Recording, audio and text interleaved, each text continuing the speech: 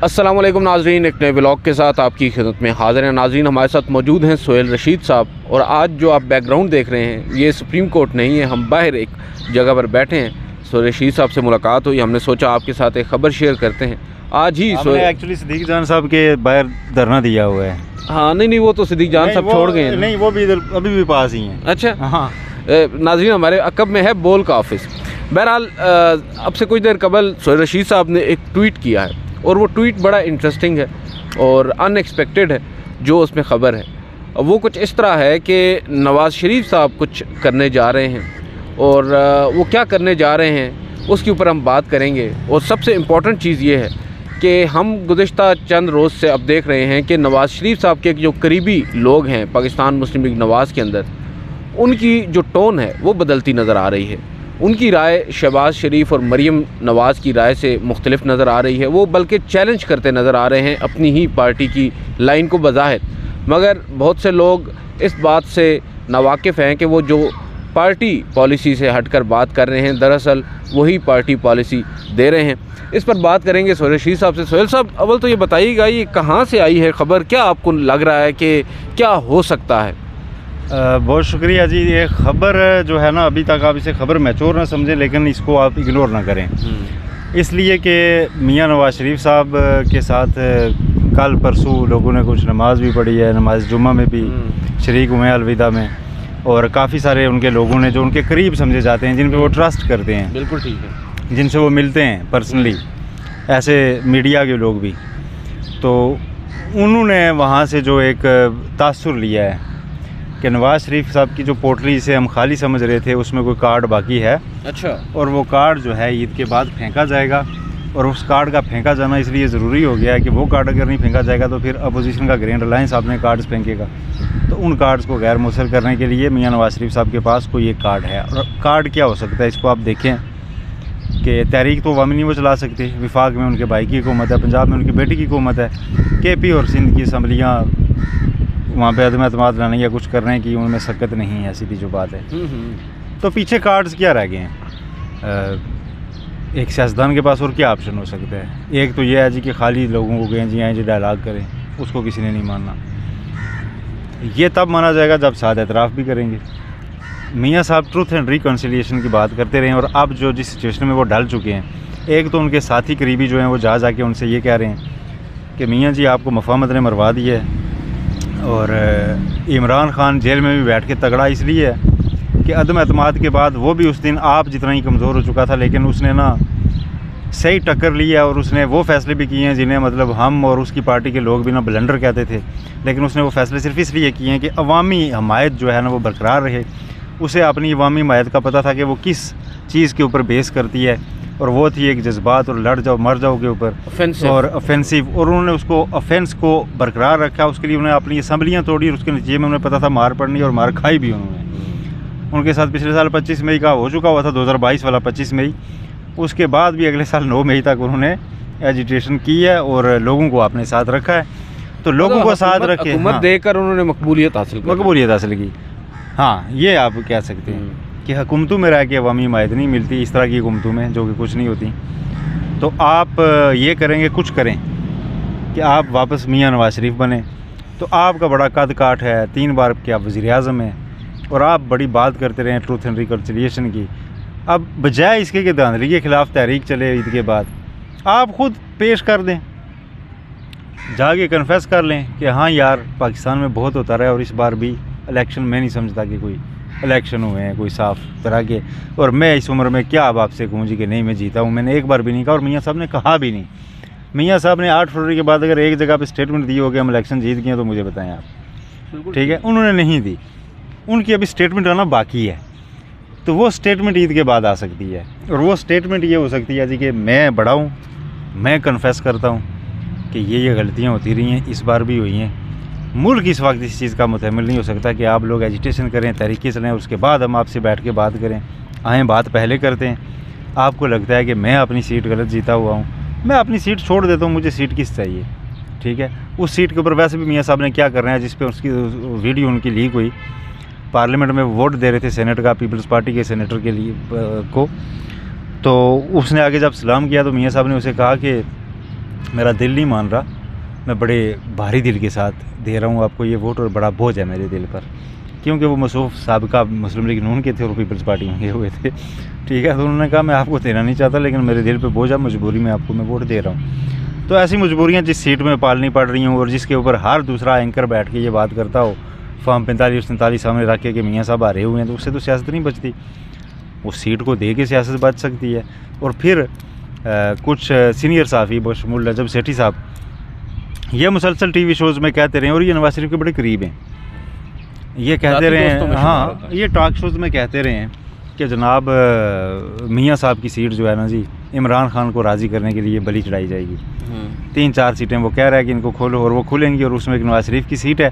और इमरान खान को शायद चाहिए यही है कि उसको पूरे मुल्क का बयानिया बनाने के लिए नवाज शरीफ की सीट चाहिए, कि वो किसी रिज़ल्ट में आ जाए, किसी अदालत से आ जाए, किसी ट्रिब्यूनल से आ जाए कि नहीं जी ये नवाज शरीफ हारे हुए थे और नवाज शरीफ धांधली से इलेक्शन जीता था। ये स्टेटमेंट जब लग जाए तो उसके बाद पीछे रहता कुछ नहीं है, ठीक है।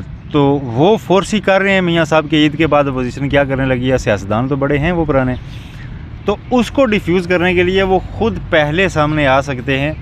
ऐसा जो है तासुर लाहौर से उभरना शुरू हो गया है, और ऐसा तासुर ये उसी उनके करीबी साथियों जावेद, बिल्कुल मैं वो उसी सिलसिले की ये कड़ी हो सकती है कि जावेद लतीफ़ साहब, अफनान क्या नाम है, मुशाहिदुल्लाह साहब के साहबजादे जो, और राना सनाउल्लाह साहब, इवन राना सनाउल्लाह देखें आप, ये मुस्लिम लीग नवाज़ चले वो सेकंड टियर में आते होंगे जावेद लतीफ़ और दूसरे जो साहब हैं, लेकिन राना सनाउल्लाह तो फर्स्ट ईयर के लीडर हैं पाकिस्तान मुस्लिम लीग नवाज़ जी। और राना सनाउल्लाह साहब देखें वो भी नहीं हो रहे ना, बाज भी नहीं आ रहे। एक उन्होंने स्टेटमेंट दी कि एक होता है चले शुक्रिया हो जाए, लेकिन वो शुक्रिया वज़ीर आज़म नहीं बने। कल उन्होंने फिर कहा जी कि हम तो रिक्वेस्ट ही कर सकते हैं मोहसिन नकवी को कि शहबाज शरीफ को आंखें ना दिखाएं, प्राइम मिनिस्टर ऑफ पाकिस्तान को वो आंखें ना दिखाएं। इस तरह की स्टेटमेंट सब जावेद लतीफ़, राना सनाउल्लाह और इन सारे लोगों की आना शुरू हो गई हैं जो कि नवाज शरीफ के करीब समझे जाते हैं। तो उसके बाद मेरा ख्याल है एक आप देखें कि नवाज शरीफ खुद कब बोलते हैं, क्योंकि ये नवाज शरीफ के आशीर्वाद के बगैर नहीं हो सकता, वो पॉसिबल ही नहीं है। अगर चलें जी आप कहते हैं जी कि आशीर्वाद नहीं है तो फिर मुखालफत भी नहीं है नवाज शरीफ की, क्योंकि एक स्टेटमेंट आई थी तो उन्हें मना करना चाहिए था, पार्टी डिसिप्लिन की कार्रवाई होती, अदरवाइज मना नहीं किया और वो लगे हुए हैं। और मियाँ साहब किसी न किसी जगह मियाँ साहब के अंदर एक बागी सा मौजूद रहता है, कभी कभी जब वो बात करनी हो तो कर ही जाते हैं, उनको जितना मर्जी रोकें तो फिर वो किसी साइड निकल ही जाते होते। नहीं तो जो आप मंजरनामा बता रहे हैं, चलें ये प्रैक्टिकली समझ में भी आता है। हम नवाज़ शरीफ साहब को out of his good heart तो ये फैसला करते नहीं देख रहे, हम तो ये देख रहे हैं कि उनकी अगर सियासत बचती है तो वो इसे एक फैसले से ही बचती है। आउट ऑफ गुड हार्ट नहीं है, मजबूरी में है। वो अब मजबूरी में आके उन्हें ये करना पड़ेगा, उन्हें अपनी सियासी जो साख है, जो बाकी मानदा है, उसको बचाने के लिए ये फैसला कड़वा घूंट भरना पड़ेगा, अगर वो ऐसा सोच रहे हैं।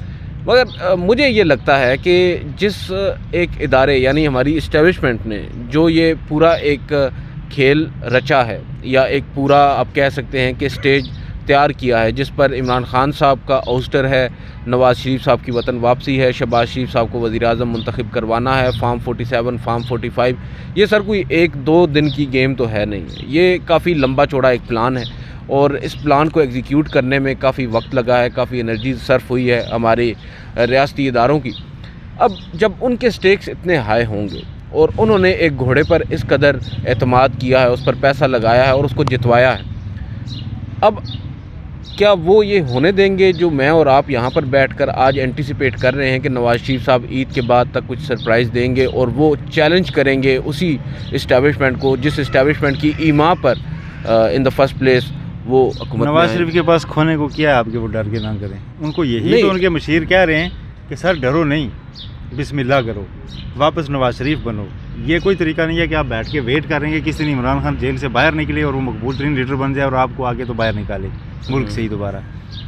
ये उन्हें कहा जा रहा है मियाँ साहब को अपने करीबी साथियों की जानिब से कि ये तरीका बिल्कुल भी नहीं है जो आप कह रहे हैं कि आज पे हाथ धरे इंतज़ार करेंगे कि इमरान खान की बरियत किस दिन होती है और फिर उसका इस्तकबाल कैसा होता है और फिर कैसे मुल्क में निकल के वो जलसे करता है और आपके ख़िलाफ़ वो बयानिया क्या बनाता है।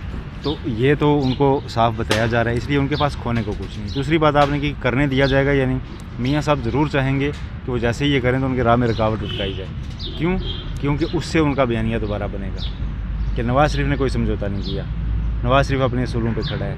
और ये ज़रूरी है नवाज़ शरीफ की पंजाब में अगले इलेक्शन में बका के लिए, क्योंकि इस इलेक्शन में जितना गंद हुआ है अगला इलेक्शन रिफॉर्म्स के बगैर नहीं होने वाला, और अगले इलेक्शन में कुछ ना कुछ ऐसी बड़ी शराइत होंगी कि इलेक्शन पे सारे फ्रीकैन रजामंद हो, ऐसा इलेक्शन कराया जाए। और अगर वैसा इलेक्शन कराया गया तो जो मोमेंटम अभी जा रहा है उसमें नवाज शरीफ साहब या नून लीग पंजाब में कहीं नहीं है, क्लीन स्वीप होगी, क्लीन स्वीप हो जाएगी, रोला हो जाएगा।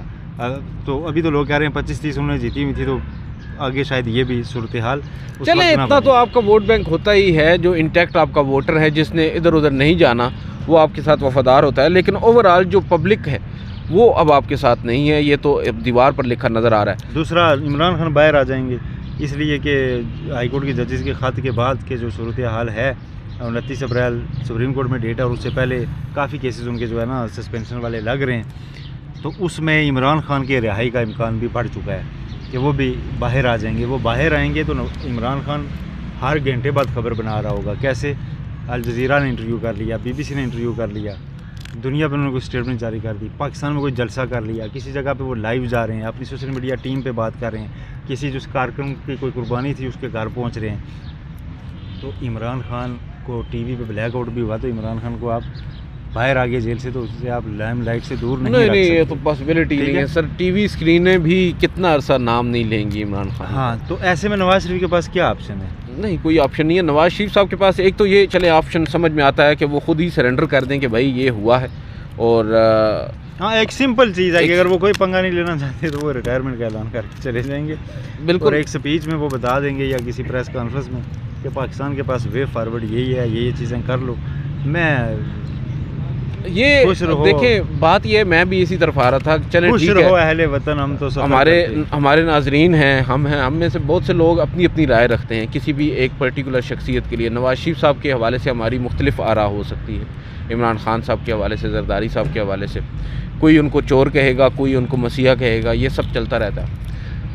नवाज शरीफ साहब के साथ आप लाख इख्तिलाफ़ करें, एक स्टैंडिंग है as a political leader Pakistan के, वो 30-35 साल से मंजरनामे पर हैं, 3 दफ़ा वज़ीर-ए-आज़म रह चुके हैं। अब जिस स्टेज पर वो है वो शख्स, और वो रिप्रेजेंट सिर्फ पाकिस्तान तहरीक इंसाफ के अलावा इस वक्त जितनी भी पॉलिटिकल पार्टीज़ हैं उनको रिप्रेजेंट भी कर रहे हैं टू सम एक्सटेंट। अब आकर अगर ना सिर्फ वो ये एडमिट करते हैं कि भाई ये डाका डला है, इंतखाबात में इमरान खान साहब का जो वोट था उनसे छीना गया है, हमारे जो बॉक्सेस हैं उनमें वो वोट डाला गया, उनका जो अगला फ़र्ज़ बनता है, मैं ये समझता हूँ जो आपने भी बात की रिकन्सिलिएशन, वो जो एक मिसाक जमहूरियत है उसको इनिशिएट भी अब नवाज शरीफ जैसा बंदा ही कर सकता है, क्योंकि इसके अलावा कोई शख्स अभी ऐसा मौजूद नहीं। उसका एक ही तरीका है, एक कमेटी बनी हुई है अडयाला में जो मुलाकातें कराती है इमरान खान से, ठीक है।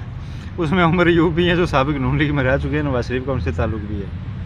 नवाज शरीफ उनसे बात करेंगे, उनके वालिद साहब बड़े दोस्त थे उनके। नवाज शरीफ उनसे बात करेंगे किस दिन मुलाकात हो सकती है, हाँ बस रिकन्सिलिएशन शुरू हो जाएगी बस, और ये होनी चाहिए। देखें अब यहाँ पर आकर जो ज़ाती इख्तिलाफात हैं, रंजिशें हैं, कुदरतें हैं, ये नवाज शरीफ माजी में कर चुके हैं, बिल्कुल कर चुके हैं। नवाज शरीफ बनीगाला चले गए थे, नवाज शरीफ इमरान स्ट्रेचर से गिरे वहाँ चले गए थे, नवाज शरीफ मरवत रखना जानते हैं, ये उनको फुल मार्क्स हैं, मरवत वो पाल लेते हैं, ठीक है। उससे आप उनका सियासी कार्ड कह लें, कुछ भी कह लें, लेकिन वो ये कर गुजरते हैं। उसके लिए भी तो वो चाहिए होता है ना कि आप वो चले जाते हैं दूसरे के पास, इनिशिएट करना जानते हैं वो। हाँ, तो अब भी आपकी भी राय यही है और होना भी यही चाहिए कि ओवरऑल इस पूरी सिचुएशन को सर डिफ्यूज करने के लिए क्या चाहिए? अपोजिशन को यही चाहिए ना जी कि इंक्वायरी होता है कि कहा तुम 8 फरवरी के इलेक्शन की तारीख चलाए बगैर अगर नवाज शरीफ कहते हैं देता हूँ तो क्या मसला है? बिल्कुल ऐसे ही।